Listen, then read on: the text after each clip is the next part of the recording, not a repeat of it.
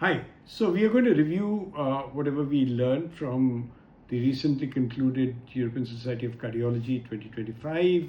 It was held in Madrid. A disclaimer, I did not attend it, but I was attending it online, and these are the advantages today. Sometimes you get to miss out on going to exotic locales and destinations, but at the same time, you can still review much of the technical content.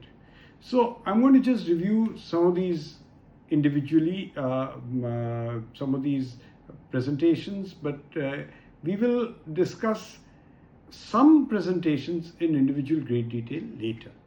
So I'll start with the opinion trial, which actually examined whether surgical left atrial appendage occlusion does it benefit high-risk non-atrial fibrillation patients after valvular surgery. And this actually, it said that it did not significantly reduce the risk of ischemic stroke, TIA, or cardiovascular mortality for patients who did not have high-risk atrial fibrillation.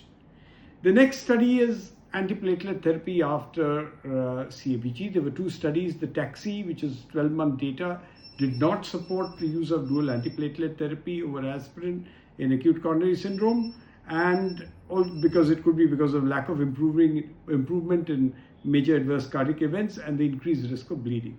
The TOP-CABG, there was no difference between the groups for secondary outcomes, including graft failure, graft stenosis, or graft occlusion, or any major adverse cerebrovascular or cardiovascular event.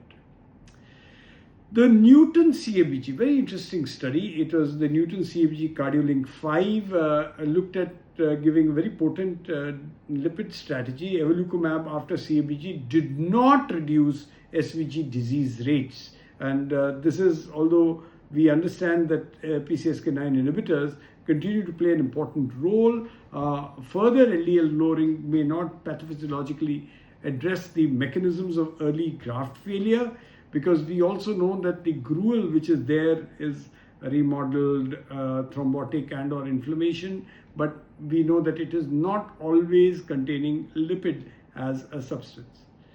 The HELP MI Sweetheart looked at routine screening for Helicobacter pylori after acute MI, and it showed that 24% had a positive result for H. pylori, and if after 2 years of follow-up, upper GI bleed occurred in 4.1% in those who were screened positive versus those 4.6% in the control group, and there was no difference in secondary endpoints, all-cause death, MI, or major adverse cardiac or cerebrovascular events at the end of 2 years. Findings from DAN flu and GAL flu on high-dose influenza and DAN RSV trial evaluating a bivalent RSV perfusion F protein-based vaccine, they add to the growing body of evidence surrounding the benefit of influenza RSV vaccination in preventing hospitalization. Well, the DAPT shock AMI looked at comparing IV cangrelor versus crushed ticagrelor in patients with acute MI and cardiogenic shock, and as was to be expected, compared with crushed ticagrelor, intravenous cangrelor provided immediate and effective platelet inhibition with no increase in major bleeding and lower mortality rates in patients with acute MI and cardiogenic shock. So if this is to be verified in a larger trial, IV cangrelor could represent a major advancement. What about early aspirin withdrawal and tailored antiplatelet strategies following PCI? We have 3 studies. The New Mindset failed to demonstrate non-inferiority of aspirin-free monotherapy after PCI with regard to ischemic primary endpoint over 12 months. The Target First P2Y12 inhibitor monotherapy was non-inferior to continued DAPT with respect to occurrence of adverse cardiovascular cerebrovascular events. The tailored chip showed no difference in the incidence of major ischemic events at 12 months with tailored therapy compared with standard DAPT, and observed an increase in bleeding complications without a significant reduction in ischemic events. And the dual ACS looked at 12-month versus a 3-month DAPT following an acute MI, and showed that 3 months of DAPT has the potential for better survival, lower bleeding risk compared with 12 months of DAPT, and this is consistent with prior meta-analysis and suggests that limiting DAPT to 3 months may be safer in a real-world contemporary population. We have to hit the sweet spot, which is between the bleeding and the ischemic risk. Now, in option STEMI, immediate versus staged complete revascularization in patients with STEMI and multivessel CAD, well, non-inferiority could not be demonstrated. Comparing immediate complete revascularization with staged complete revascularization, and it seems prudent to limit complete revascularization to stable STEMI patients with multivessel disease at low clinical risk. The aquatic actually looked at aspirin plus oral anticoagulants, and it clearly said that when you combine aspirin to oral anticoagulants, it results in higher risk of major cardiovascular events and bleeding in patients with chronic coronary syndrome. And this is the first time that we have had patients who have had prior stenting and have had residual high atherothrombotic risk, where aspirin has actually been tested in patients who otherwise have an indication for taking an oral anticoagulant. Well, Milton Baker also suggested and proposed a novel adipokine hypothesis for a framework to explain pathogenesis and guide treatment in heart failure preserved ejection fraction. And this is even so relevant because the GLP-1 receptor agonist or the dual agonist, semaglutide or tirzepatide, can exert favorable effects on the release of adipokines. Very interestingly, Dan Canvas 2 was a study which is people are invited to undergo comprehensive cardiovascular screening, and then they included non-contrast ECG-gated CT for coronary artery calcium, aneurysms and atrial fibrillation, ankle brachial pressure measurement for peripheral vascular disease, hypertension, and to sample to detect diabetes and hypercholesterolemia. Statins and or antithrombotics were prescribed based on the results of the screening test, but it did not significantly reduce the incidence of death among men aged 60 to 64 compared with no invitation. The ABCAF researchers evaluated whether tailoring of treatment recommendations was to be looked at in patients who had atrial fibrillation, and looked at the ABC stroke risk and bleeding risk, and this is using biomarkers, and did not find that it had great value. The Victorian was an inclisiran-based treatment strategy for hypercholesterolemia, and inclisiran on top of individually optimized lipid lowering helped more people with hypercholesterolemia at very high or high risk of cardiovascular events to achieve LDL control. It represents a convenient, effective, well-tolerated treatment option for the high number of at-risk patients who currently don't respond to adequately to other lipid-lowering therapies. Two interesting studies from resistant hypertension: the BaxHTN using baxdrostat, which is an aldosterone synthetase inhibitor, and 1 or 2 milligram. Excellent results when added to background antihypertensive therapy, resulted in statistically significant reduction in systolic blood pressure at 12 weeks as compared to placebo. And I think the success would shift the aldosterone synthase inhibition from a promising adjunct to maybe a central pillar for the difficult to control hypertension, reinforces a broader renaissance of natriuretic strategies in BP control. Looking at, and this would actually must be not be forgotten, that this came at a slightly increased risk of hyperkalemia. In the Cardia 3, the angiotensin RNA interfering, small interfering RNA therapeutic zilebesiran. So small interfering RNAs, you know, have got long-term effects. So zilebesiran needs to be given maybe twice in a year. And this was tested, Cardia 3 tested them in patients with cardiovascular disease or those who had high cardiovascular risk or uncontrolled hypertension. Single subcutaneous dose, 300 milligram, did cause about 5 millimeter systolic blood pressure reduction, but this did not achieve statistical significance. The totality from the phase 2 program supports that we should do a phase 3 program to further assess potential of zilebesiran for improving cardiovascular outcomes in those who have uncontrolled hypertension.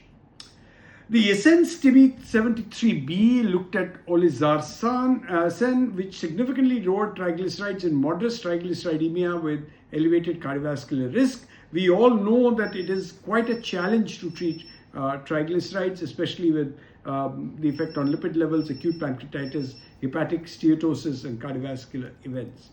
So we looked at refine ICD, and after the Danish trial, this was again efficacy of ICD in higher risk post-MI patients with better preserved LV function, not looking clearly at the made-it type patients, and found that the prophylactic ICD did not reduce mortality in those with the prior MI, persistent moderate LV systolic dysfunction, and abnormal ECG markers.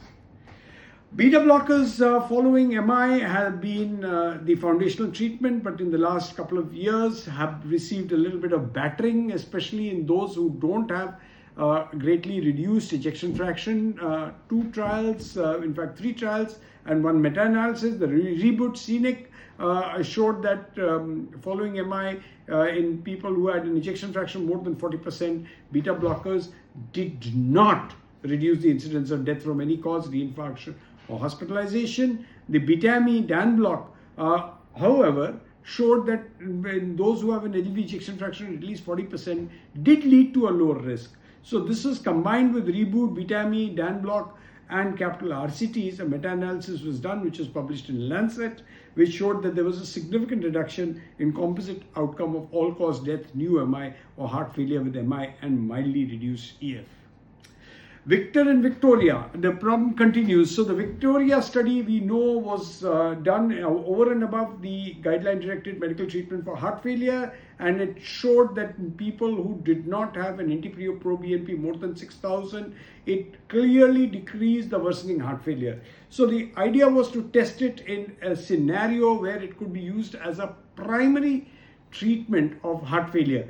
And we had a lot of hopes on this trial because we were examining certain subgroups. The subgroup analysis is yet to come.